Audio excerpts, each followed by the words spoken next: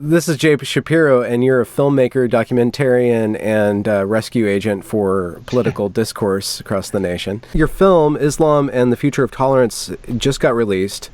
When did you start on that, and what gave you the idea to do that? This is a documentary about the discussion between Sam Harris and Maajid. It's okay. Maajid. Sam called him Maajid for like 3 years, so I think it's Maajid Nawaz, but I think he just got used to responding to anything that sounds remotely like his name at this point. Yeah. And how did you get involved with them, and what made you want to do this documentary? So the quick answer is I read their book and was just inspired by it, personally developed from it. My language on this particular topic just got so much better. The conversations that we're having got so much sharper. I felt, to try to apply my skill, if I have any, as a documentary filmmaker, just to amplify that conversation and maybe bring it to some new audiences, explore some of the things they talked about in a new visual way.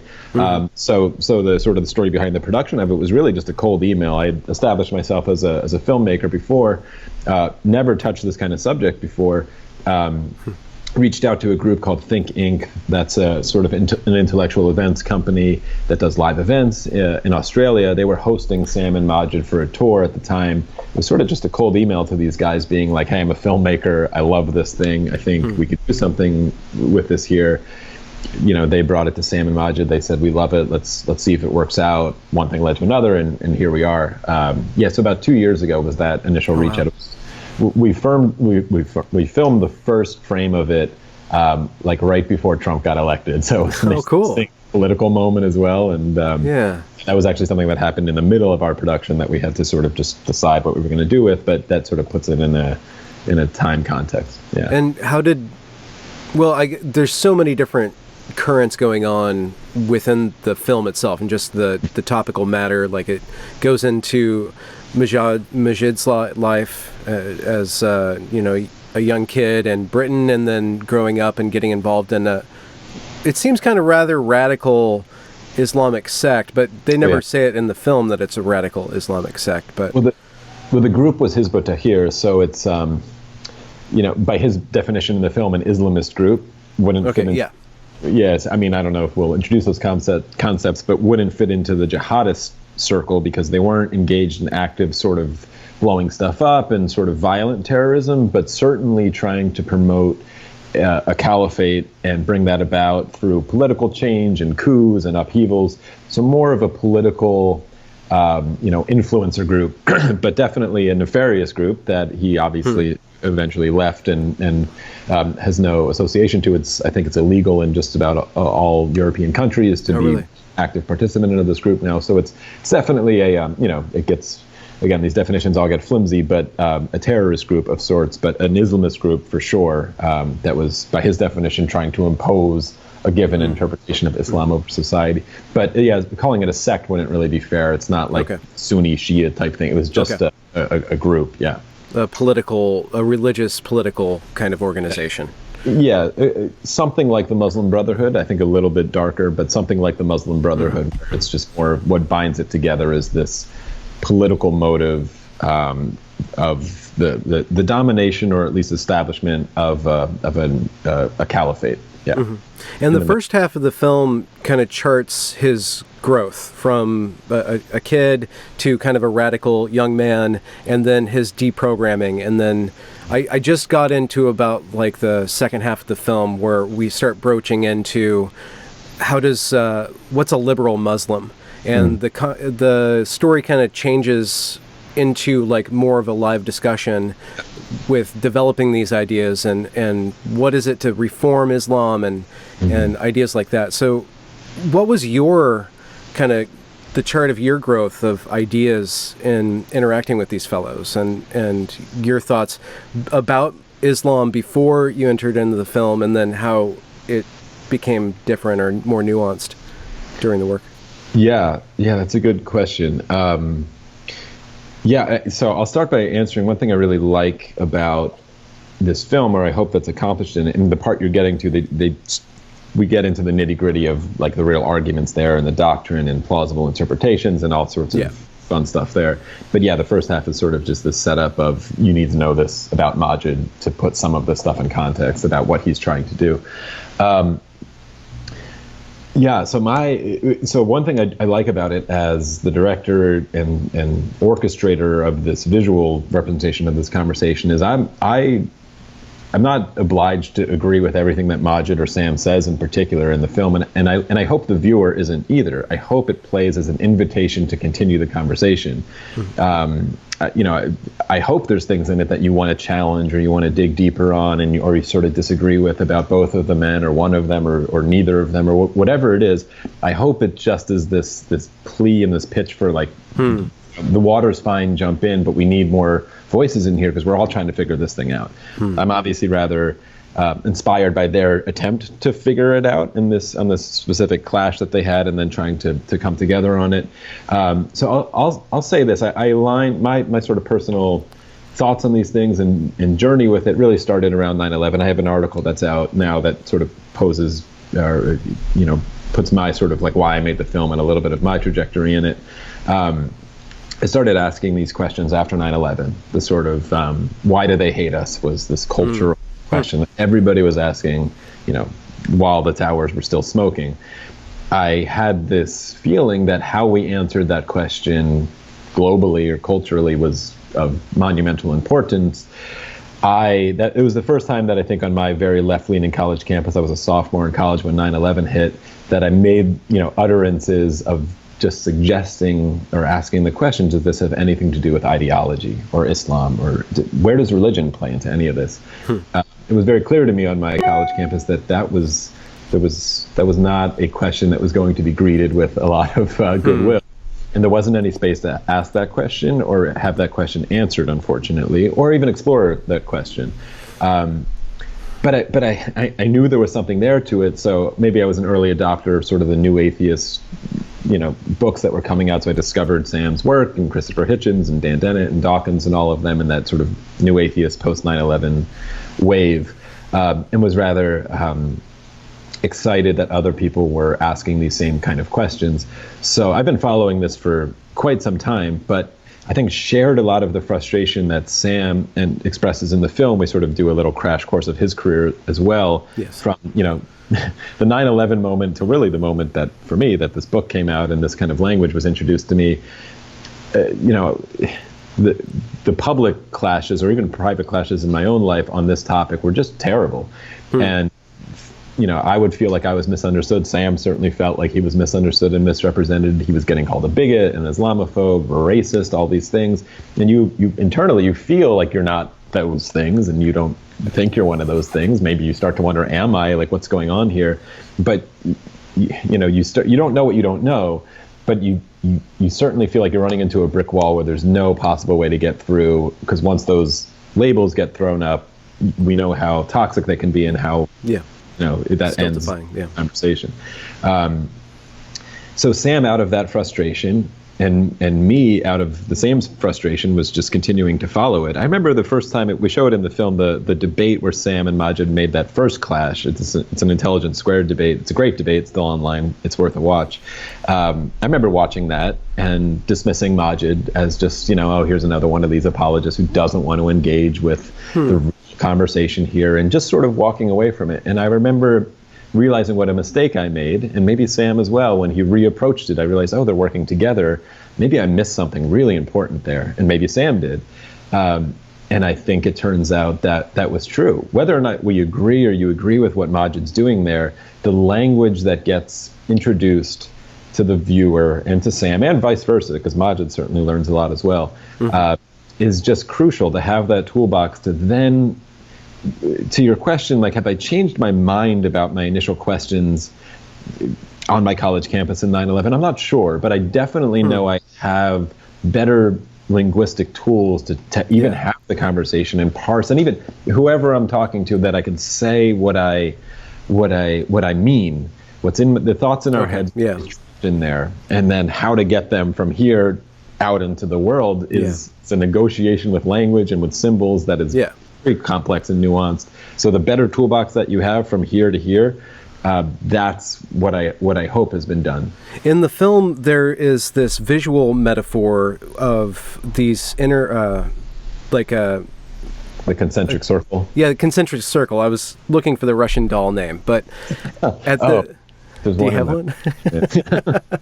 But in the center of it is this small group of jihadists who are who want to use radical means or violent means or force to impose an Islamist state. And then around them is a larger circle of Islamicists or Islamists who want the state, who want a institutionalized Islam ruling the world. And then around them is the conservative Muslims. Yeah. The conservative Muslims who are just practice Islam but don't necessarily want a government imposing that. And then around them are the reformist or maybe the liberal Muslims. Yeah, I think either word would work there. Yeah. Yeah. But my question is that not kind of a tricky kind of visual metaphor where it seems like the radicalism is the seed of everything else, or is at least being surrounded, and it goes to the image of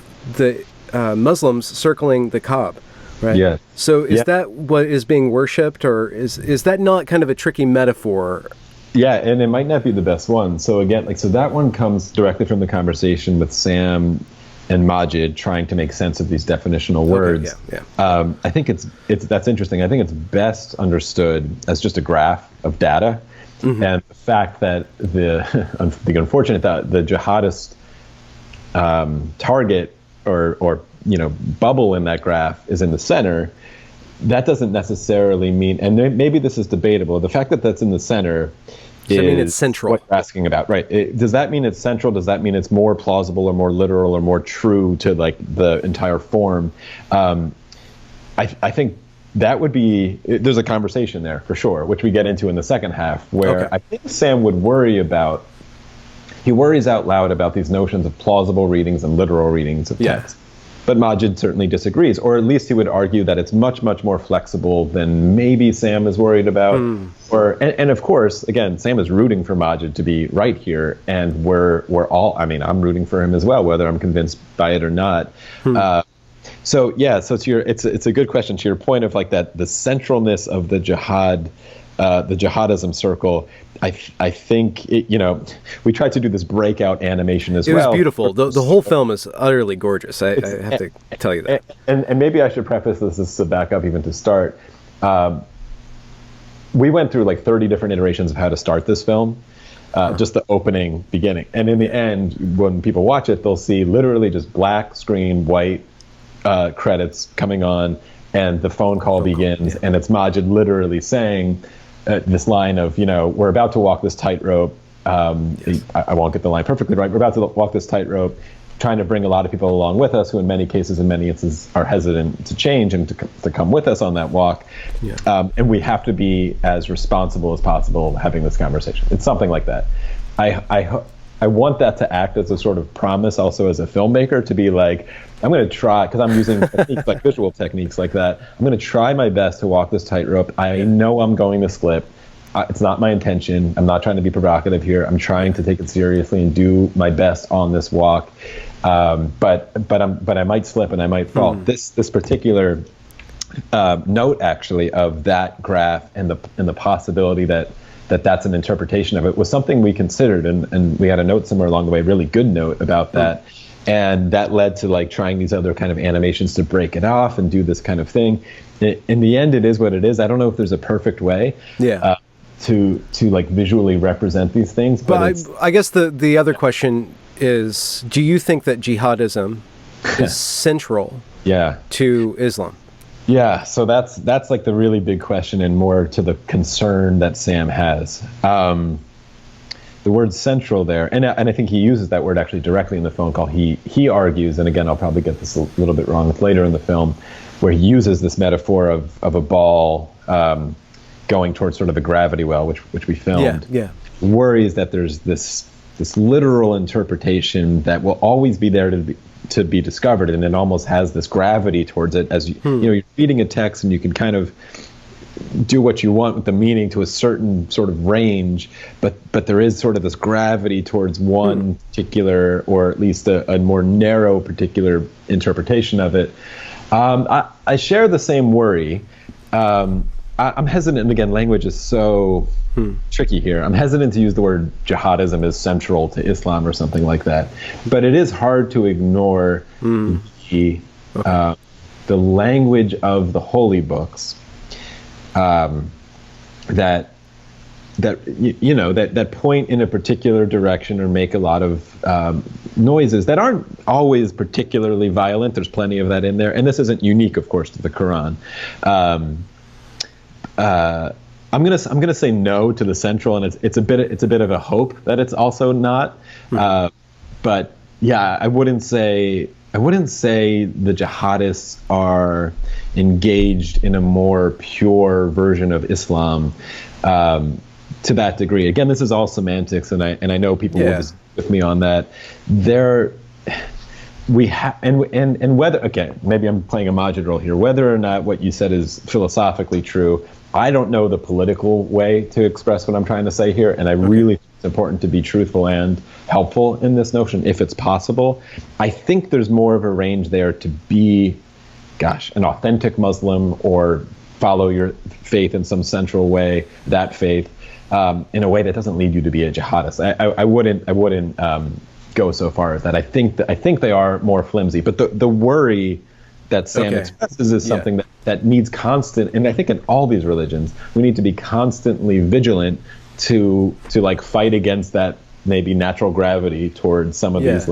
Just ignore that passage, or like, here's a better interpretation of it. Man, it's a balancing act all the time. Well, to bring the heat off of Islam and maybe to try to put a little heat on atheism. And I'm kind of making this up as I go along. I don't know if you're necessarily representative of the atheist community, but Sam certainly is.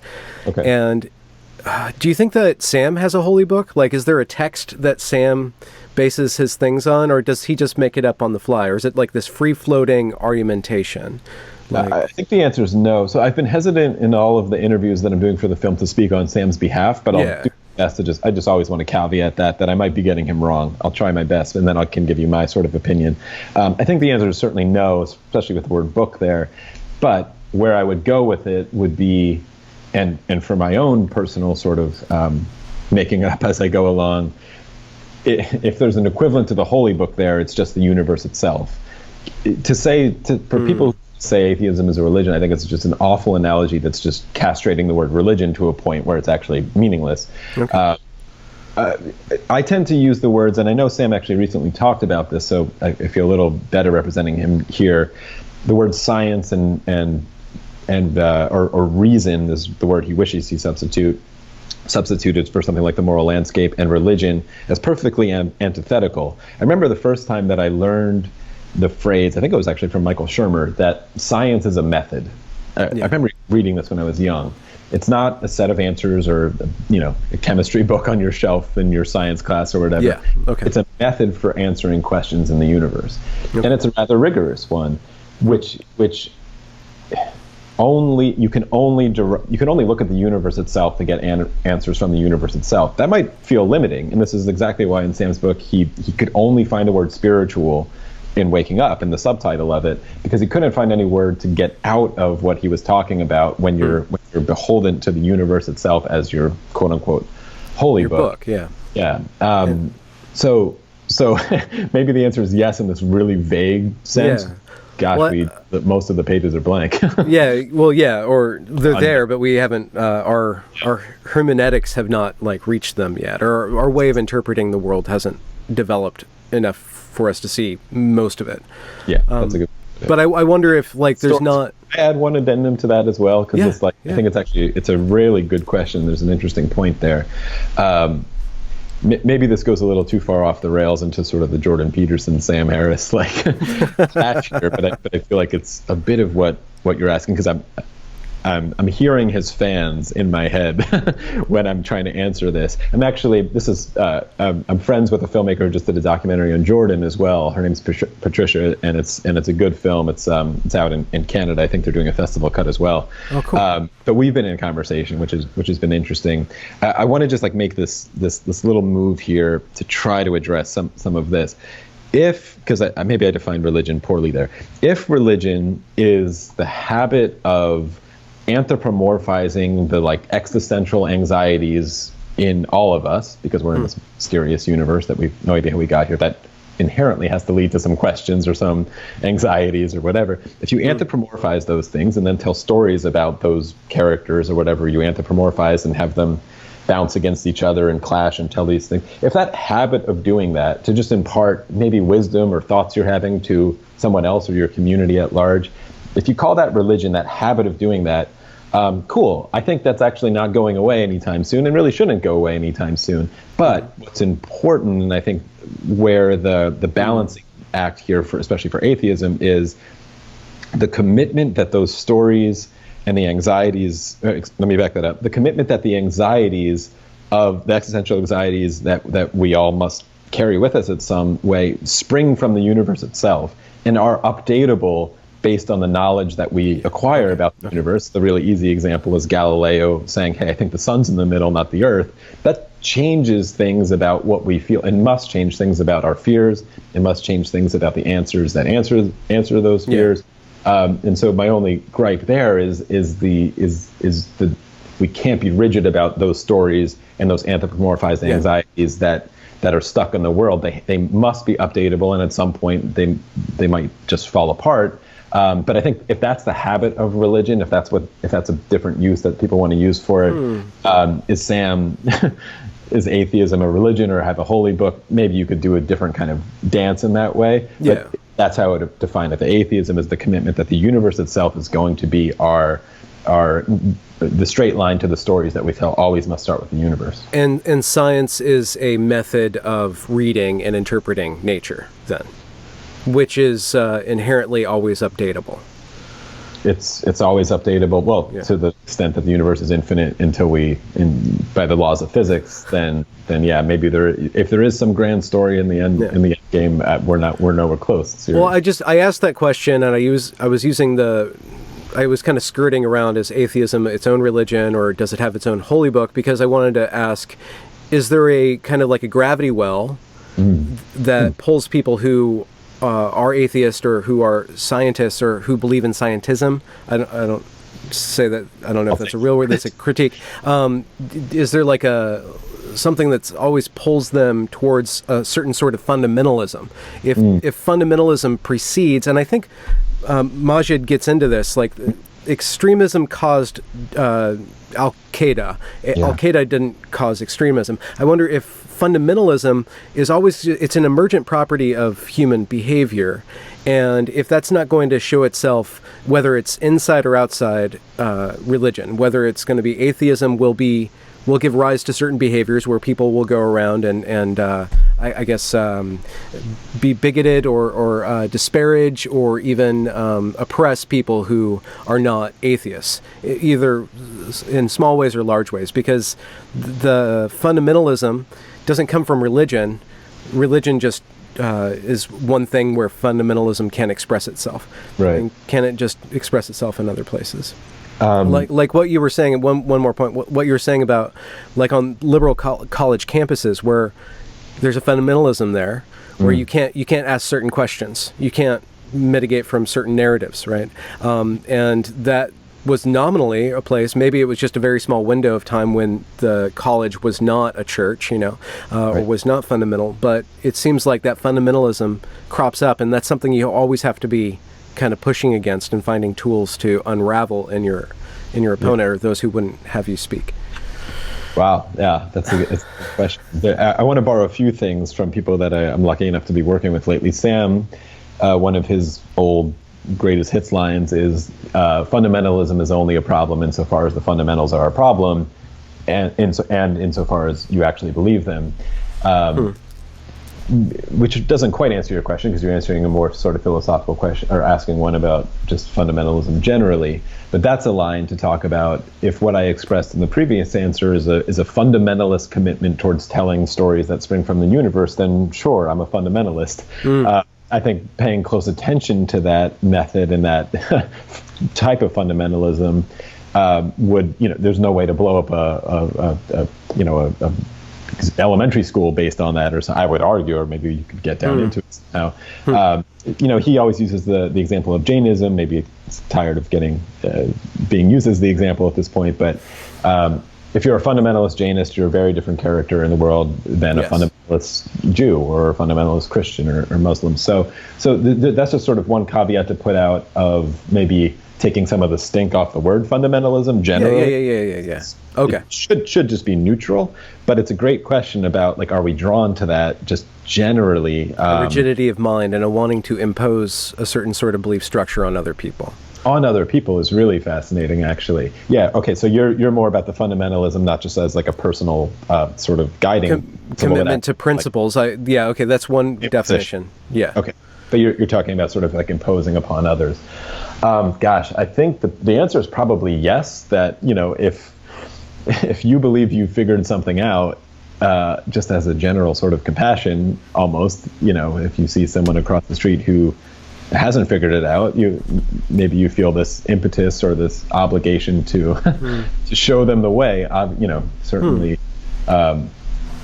There's some people who make like the interesting point of, if a Christian really, really believes in the afterlife and they think I'm going to hell, like, how dare them not try to convert me if they really believe that? Like, why wouldn't they just always be trying to do that? And it's, it's a fair question based on that level of belief.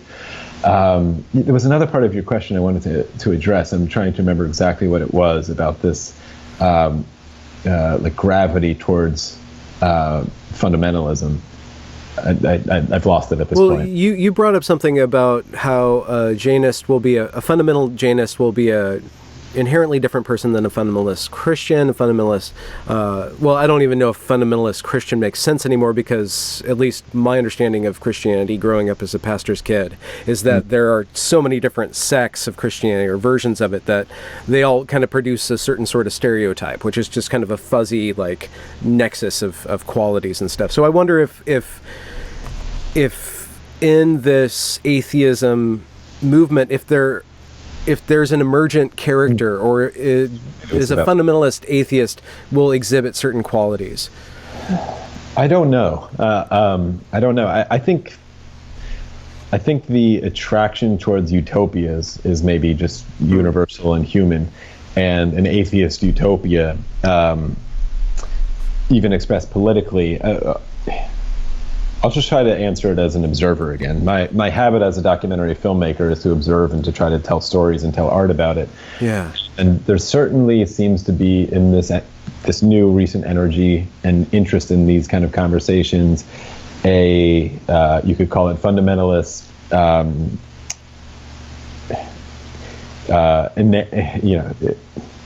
attraction towards absolutist free speech.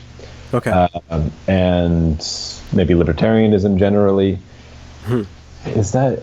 I think that probably is just a human psychological habit of this desire for purity and purity politics, and which maybe isn't a bad thing, striving for these utopias, but the forgetting that we're human along the way is usually gets us into a lot of trouble.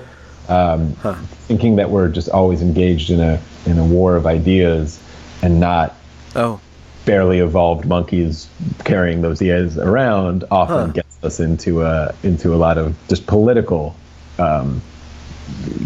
trouble, and can set us, utopias haven't worked so far, and I think that's probably the biggest reason, that we're humans and we carry a lot of that. Yeah. Do you think that being a documentarian, which is basically an artist, and you have a certain amount of material, your material seems to be, because it's documentary, it's something that's real, and you go and you film the real, and then you use art to convey that to the audience. Do you think that your practice of being an artist, widely construed, gives you a certain sort of tolerance to the human condition, or allows you to see these ideas, these big ideas like atheism and science and religion in a more practical way, or maybe even a more humble way?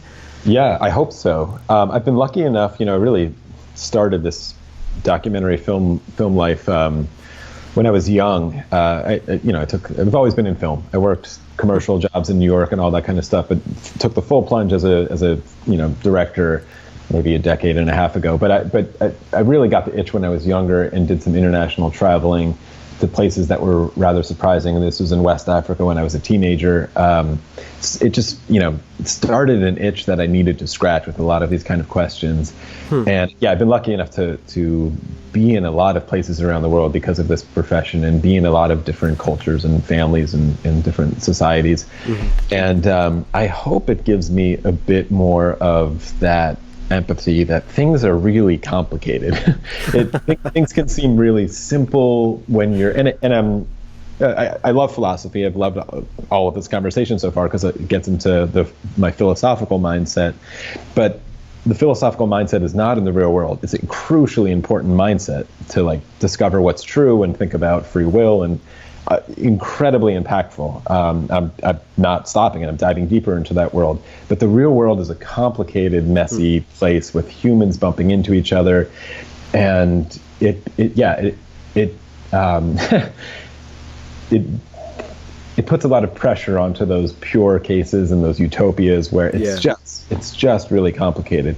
So I hope it does give me, I think you used the word empathy there in the question, or maybe I'm remembering that wrong.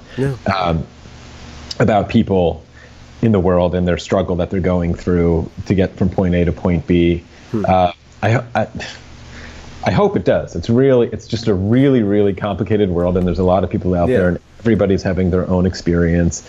And it also can make you more hopeful, a lot of this travel, and then can also actually depress you and pull you back in a lot of ways of again, this in my last answer, you remember a lot of times that we're just an animal and we're just trying to figure this out. And there's a lot of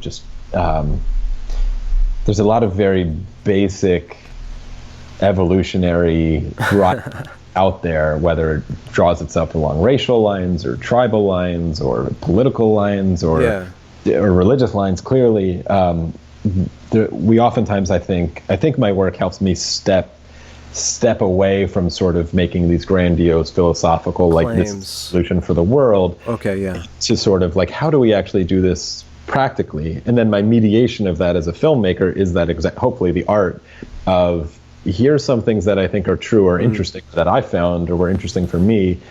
And, I want other people to also see some of that. So the medium of film and sound and music and all the tools at my disposal and graphics and animation, how do I deliver that sort of down the chain or just across the path?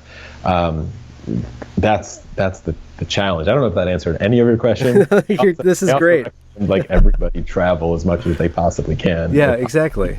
If you want to question whether you're wrong, if you're too sure about any idea that you have, plan a couple trips to places that are sort of off the beaten path if you have the money to do it, and think seriously about it. Guarantee you it just complicates the picture a little bit more for you, which is always good for us, I think.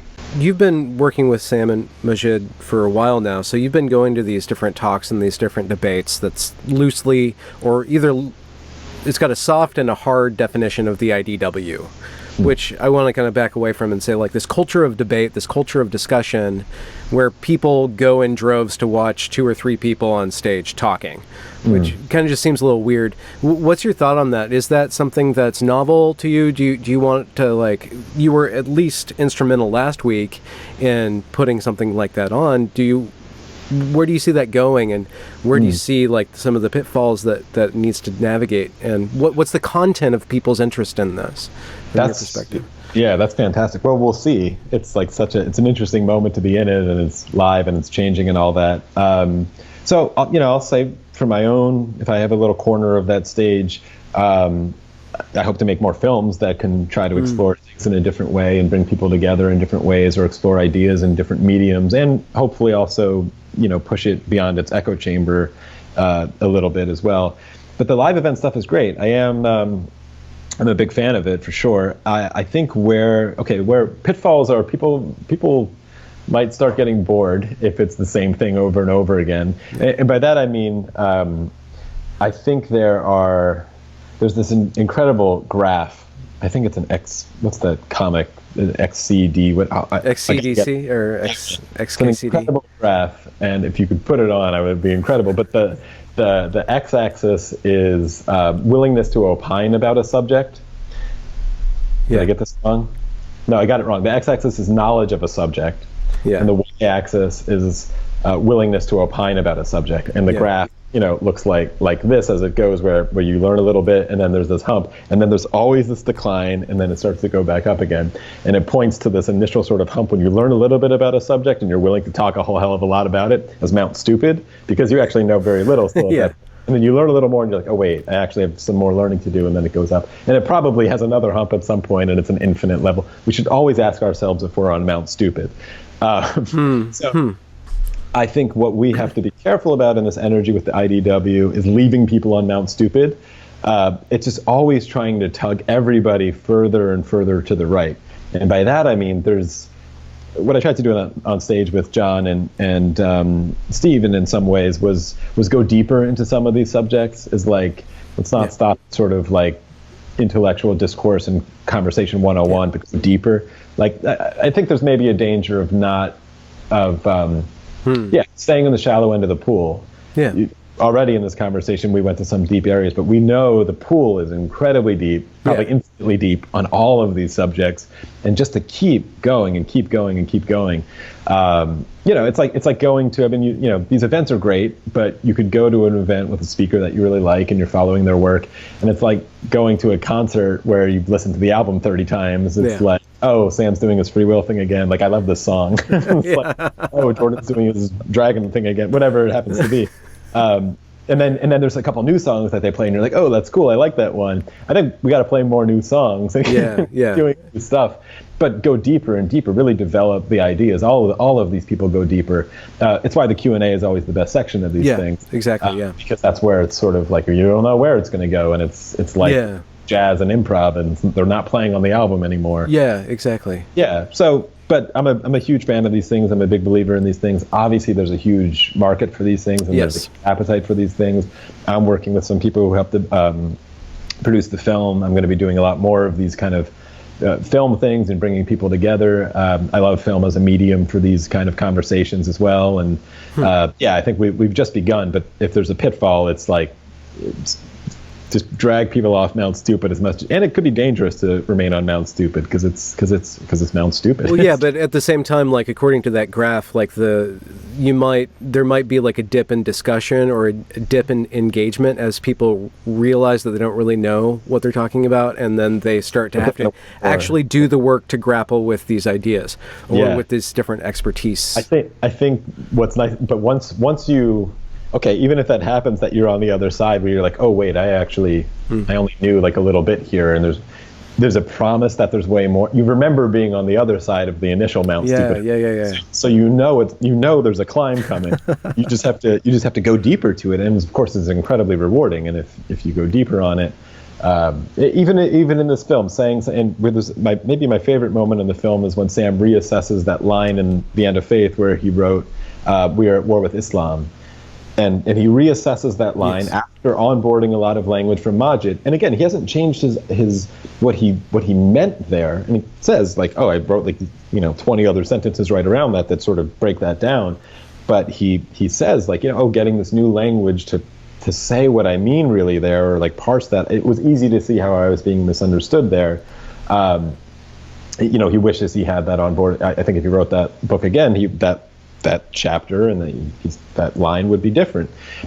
Maybe that's an example of this graph happening of like when you're on Mount Stupid at some point, you do the best you can. You don't know you're on Mount Stupid until you start going down the hill is the amazing fun of that graph. But we should always constantly be questioning. I'm doing it right now. I'm probably on Mount Stupid. I should know that hopefully tomorrow I'm smarter than I am today. So I think we all need it. That should be part of the IDW protocol or ethos or whatever it is to just always be dragging ourselves further to the right on that graph as far as we possibly go. Yeah. I guess this is the question I was trying to ask when I asked about like your experience as a documentarian or as an artist. Like, I could try it better now. The role of art in breaking down barriers.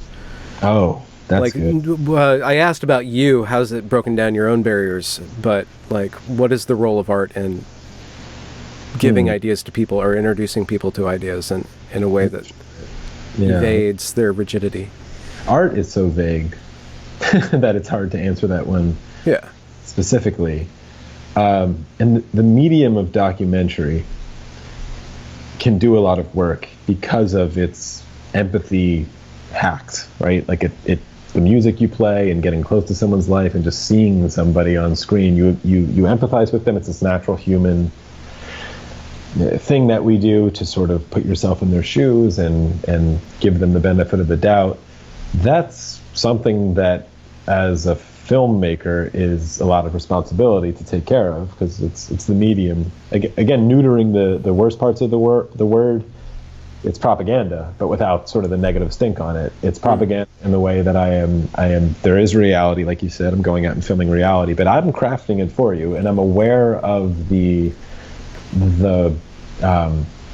emotional hooks that will inevitably reach out from you and your psychology and grab things that I'm putting on the screen and will drag you around in a way that I'm going to do because I'm editing it. And or I'm doing the score, or I'm doing this. That's every filmmaker should start by admitting that and taking that responsibility seriously. Of course, if it's a narrative film and you're making like Willy Wonka, that's great. Like you want those hooks and you just put them on a good ride and give them the roller coaster and you write it perfectly. But when it's true stuff, it's documentary, we have the same hooks and we're playing the same game. It's a deep level of responsibility. It's again why I started the film with this almost promise that I'm going to just try to do my best here to like drag you along with me on this tightrope and not fall off too bad. But I know I'm going to slip. But to that point, you can. Well, what's the principle that you organize all of your tools toward that justify your propaganda powers? Yeah. It's got to be some sort of objective moral belief of a normative claim that these are good ideas and I hope to convince people of them. Or how about this one? If I'm using those hooks and they're being dragged, in particular with this film, I don't want to drag them to a firm, rigid answer of this is the right answer to the question you were asking. It's dragging them to a conversation that I think they ought to listen to so they could ask their own questions. So maybe I'm off the hook a little bit here to double that analogy with this particular one. But yeah, the guiding principle has to be that it's some sort of normative claim and better place to be. But when you're finished with this documentary, you're in a better place.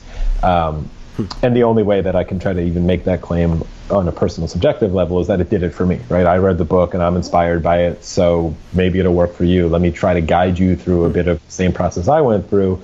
Hopefully it hits some percentage of people who see it in a way that is beneficial.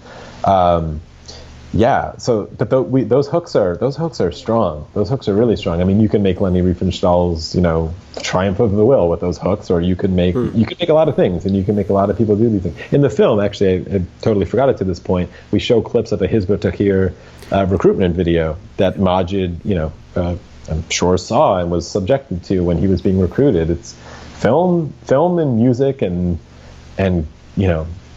characters on the screen. That's just strong psychological stuff that you ought to be really careful with, but you could point it in any direction. So it's a lot of trust to a filmmaker, especially a documentary filmmaker. You're granting a lot of trust to the filmmaker just by sitting through it. Again, I just try not to take it lightly, because the answer to your question is you can bring in brand new audiences. You could show people things they've never seen before or felt before. Art is incredibly powerful, and maybe to relate to another one of your questions with this IDW thing, it's a lot of talking in the IDW. I'm doing a lot of talking on this podcast right now. I think there's a lot of room in it for artists who are not talking. I don't even know what it looks like yet. There's actually, at the end of the film, Maajid makes this point when he talks about free speech, and he says, I'm not just talking with our mouths, I'm saying music and art and film or whatever medium that you operate in. I don't know what an IDW, dance troupe looks like, but there's someone could do it. I don't know what it is, or artists who are working in that space. I think there's room for that as well, and probably a real need for that and desire for that, and would certainly bring in new audiences. It might even relax us off of the stupid hill, without just shoving us off, but allowing us to drift. Yeah. On your graph. You can certainly see things. Actually, I'll give you a just because I like the point of the free speech absolutism, and that it's maybe not so simple or maybe not so complicated. I answered this in the Q&A in LA because someone asked about sort of a free speech question, and we live in this moment that's very complex, as you pointed to. And it's tempting to just say I'm a free speech absolutist and end it there. And Sam on stage, and I agree with him, said legally I'm a free speech absolutist. I don't think laws against these things are a good idea at all. We're witnessing everybody trying to figure out that very slippery slope on Twitter and all these things happening now, and it's quite dizzying. But doing the simple thought experiment of this, and again, I think in dilemmas and moral dilemmas, if you have an audience of 100 people, let's say you're an event planner, and there's an event coming, and you've an audience in this room full of 100 people who are there, and again, this is some hypothetical. Imagine you know everything about everyone in that audience, and you could scan their brains or whatever, and with a high degree of accuracy, you know that a lot of this audience is kind of stupid and kind of susceptible to whatever crappy idea they're going to hear on stage. They're not scientific thinkers. They're not critical thinkers. They're very manipulatable. Let's just say that's what you know about this audience. Let's say you've just done all these studies on all these people. And let's say half of the audience is likely to believe to a pretty strong degree what they're going to hear. And then half of that half is likely to be really fired up about it and want to take action about it. And then half of that half actually will take action about it. And then half of that half actually have weapons. You're down to literally just 2 or 3 people. I just sort of lost my math and my having, but you're just a couple people in that audience who really, really legitimately are threats to go out and hurt people when they hear an idea. And let's say somebody wants to get up on stage and present a conspiracy. Well, okay, not a conspiracy. I called it a conspiracy already. Present an idea that there's a pedophile ring being run out of a pizza parlor outside of Washington, D.C., just for some crazy example. You as an event planner have a moral dilemma right there. I mean, it's not so simple to just say, well, it's his free speech and he says it and people can believe it and go do what they want.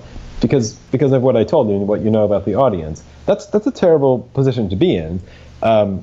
Like any good moral dilemma, the idea should be to design a world where nobody's ever in it.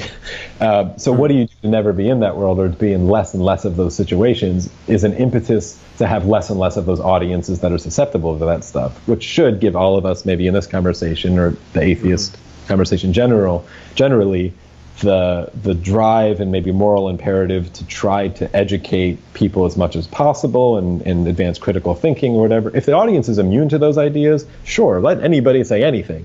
But if you know they're not, you have an actual dilemma there. Now, it's not also so simple as saying, well, then ban the speech, because it's a bad moral dilemma either way. Banning the speech, of course, might amplify the speech, or maybe it's impossible to ban the speech.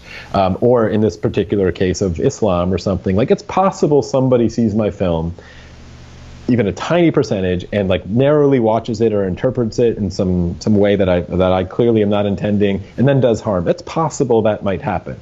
I've done the calculus, and Sam and Maajid have done it, that we are pretty sure that the risk of not making the film and not having this conversation is far greater than the risk that we're inherently adopting by making the film and putting it out there.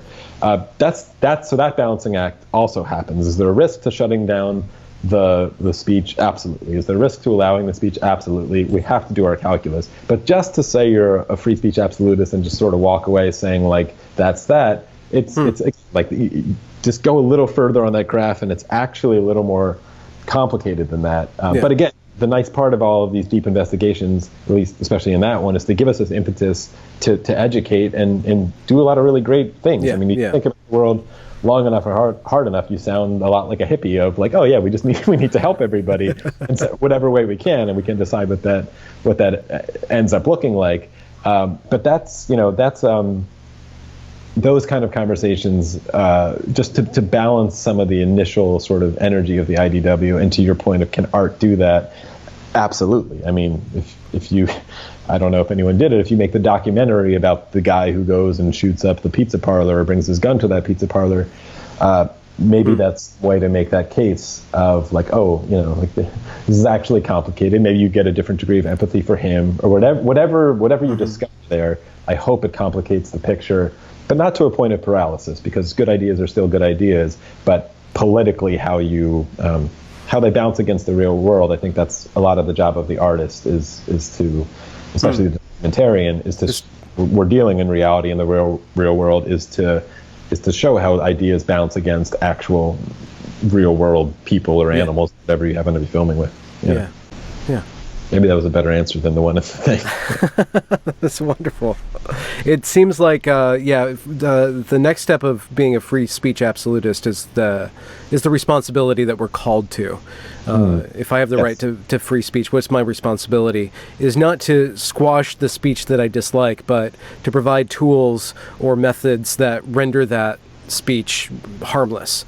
Precisely. Right? Which is the real work, which it's much easier just to pull a lever and silence people, but you don't know what the consequences are. And it's so easy to not pull the lever and say everybody says everything. Yeah. Like both answers are actually easy. Yeah. The hard work, that was perfectly said, the hard work is the how do we encourage an immunity against bad ideas? Yeah. That's fun and hard work. Yeah. I mean, can we inoculate humanity of its stupidity? I don't know. Probably not. Yeah. But we should try. And maybe you said that in a way that's off-putting as well. It's like, I mean, again, it's like a political, like, can you flip that to be like, can we reinforce and spread the good ideas? Yes, humans are stupid, and we will continue to make bad choices, and there will always be a risk in free speech, and it's a risk we ought to take, sure. But can we mitigate that risk? Absolutely, we need to. This gets to some political structures as well, where if you're going to, I mean, this is a whole different conversation, but the people who get a little too fundamentalist, back to go to that question about free speech absolutism and libertarianism, there's legit questions to ask about the political structure there that might be self-defeating. Where what's your method for preventing audiences from choosing the bad idea? Because in libertarianism, what they choose sort of just wins. The free market doesn't always correct for bad ideas, and I think we that's been proven enough. So it just complicates the picture to that point. But if that what you said it better than I did, of this impetus or this drive or this commandment in this, to use the religious terms again, to educate the world or help the world see the world closer for what it is and have an immunity to bad ideas or choose less harmful ideas, whatever it possibly is. That's the political structures of how to design that world. Yeah, that's a form of activism that I'm down with. That's me too. And I hope that's what the IDW kind of energy is pointing towards, and it seems to be. I mean, I'm really loving a lot of what's happening with it, and making a lot of friends and connections, and learning a lot of things, and finding places where I'm wrong or where I don't know anything, and it's it's been really rewarding to be in it. One more question for you, and this is kind of like an artistic question about your process. Like, how do you know when your documentary was done? Like, how did you come to the point where, like, okay, this is it, or the place where you can let go of like the anxiety of like it's not done? Yeah, I mean, this one was funny in some ways because it was written. There's what's called verite documentary, which is it's an old French word, but it sort of means the classic kind of like camera on your backpack following the story live as it's going. And I've done those kind of films before. I made a film about a baseball team in Uganda that became the first African team to play in the Little League World Series. So classic kind of like backpacking through Africa, following a story, no idea where it's going to finish, those ones are harder to know, like, am I done now? Because you could just keep filming forever. I could still be filming. Okay. It's actually incredible what's happening still there. But this one, certainly non-verite, it was a story that happened in the past, and so it had a bit of a structure that we knew, at least intellectually, where the book ended and where their phone call ended. We used their initial phone call as sort of the skeleton, and then we flesh it out. But to your point, artistically, you could tinker with the graphics forever. You could shoot more B-roll forever. You could re-edit it 1 billion times until, put this thing. And we did, of course, put this argument here, or take out that one word. And with a conversation like this, it was, we would argue and deliberate over one sentence of, like, if we take this out, does this now sound awful or not make sense? These are tricky things, especially when you're dealing with these very delicate arguments. But then, trying to shoot analogies and the lobster thing that we did. This one was easier to know when the production, what's called the principal photography was done. But the post-production process was lengthy and could go on forever. So that was the challenge with this one. But they're all different. They all have their own flavor. Yeah. Are you guys is it going on tour? It's on VOD now, video on demand. It's all over on VOD. So Amazon? Is it on Amazon? It's on Amazon, iTunes, Google Play, Vudu, Hulu, I think cable. It's like all the VOD stuff. Hopefully later this year it'll be on the streaming stuff, the Netflixes of the world, but there's a window where it's going to be all the rent and purchase. That's all through our distributor, The Orchard put it out, which is great. We also have another distributor called Torch Films, which owns educational rights, I think in North America and a few other properties. So any university that wants to play it, as far as your question with like a tour and all that, I hope we're going to be doing a lot of screenings. We're already getting a ton of requests. Excellent. And a panel and this and that at universities or community centers. That I think will be a pretty easy process through Torch Films. We'll have all that on our website and all that. And then there's also a fan force distribution, which is more of the community. Like if you want to get a screening together, you advertise it and fill the theater, and it happens. Hopefully there's a lot of live stuff that happens with it. Obviously, it's a great time for documentary online, so I hope people watch it and dig into it there. But having the live discussions about it is really, really fantastic. I think there's a ton of ways to do it. And we also have a ton of bonus footage that we're going to be releasing. Oh, cool. Over the, with these extended interviews with Douglas Murray and Ion Herciali and Sam, of course, himself. Not as much with Maajid. One thing with Maajid was he was like dreadfully ill when we filmed that. So most of the footage would just be him sneezing and drinking tea, and he wouldn't be a fan of us releasing that. But we have a lot of great bonus footage. Sam talking about other subjects, consciousness and philosophical zombies and all sorts of fun, non-religion stuff. So over the course of the next weeks and months, the Kickstarter backers at a certain level get the first crack at all that stuff. So we're getting all that out soon to them. But those will eventually be public, and hopefully people have fun with that stuff. Is there a YouTube channel for me to link to, or where's the central place where this is going to be kept? Yeah, there is one. Islam and the Future of Tolerance.com is just like we've got an official Twitter and Facebook, and hopefully it's all integrated in a way that this stuff is findable and shareable. It's, the internet finds you at this point if you're looking for it. So great. It's not hard for people to find that, but that will all be over the don't get antsy for it over the next few weeks. We'll be putting all that stuff out. But that's excited about what it might be able to do. I've said my piece and got it out of my system, and right on. Thanks for in a certain way. Thanks for your time. Thanks for showing up. I hope that this turns on my little corner of the world to your work and stuff. Are you just going to work with this film for a while, or are you already starting on the next project? I've always got new stuff. Got a lot of new stuff. I don't know if there's anything I can mention. I'll hint this one. This is the first place I've ever mentioned it because this seems like an appropriate place.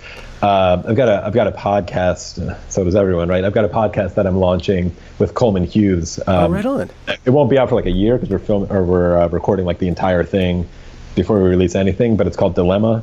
And it's all about moral dilemmas, and it's going to be a lot of fun for a philosophically minded audience. But I'm taking the same stance where I'm trying to convince a lot of people who don't pay attention to this stuff that they should. So we're going to pull in a lot of other audiences to it. But that one should be fun. There's a few other film things that I'm working on, but I don't want to spill the beans. That sounds I'm sure that's been done before, where somebody does the whole podcast and then releases it a year later. But that sounds like a really great method of like fomenting ideas and putting it all together, and then. Yeah. Well, we just want to. Well, you'll see how it goes. But we're going to all the episodes just separately, and then I just don't want people to like be asking for it for like a year. Yeah. Okay. Well, thanks a lot, Jay. Thanks for your time. Thanks. Yeah, it was really fun.